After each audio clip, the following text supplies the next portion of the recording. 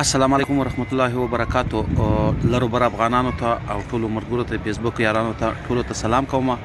خدای دې وکړي ټول روغ جوړ خوشحال یاست. یا ګیلمن پښتون نیولای د بحرین کې زه له ټولو پښتنو چې هیله کوم چې خپل پښتو ته زور ورکړي او څوک چې په عربو ملکو کې دي په عربي ژبه پیږي په انګلیش ژبه پیږي هغه دې په دغو باندې ویډیوګانې وکړي. یو ورور ډېره ښه په عربي باندې ویډیو کړې وه.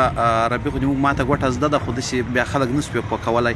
نو له تاسې هیله کېږي چې یو ښه ویډیو وکړي او دغه بحرین کې چې پښتانه دي او په دوبۍ کې دي په سعودي کې دي نو چې په عربي باندې ښه پیږي هغه دې په عربي باندې ویډیو وکړي.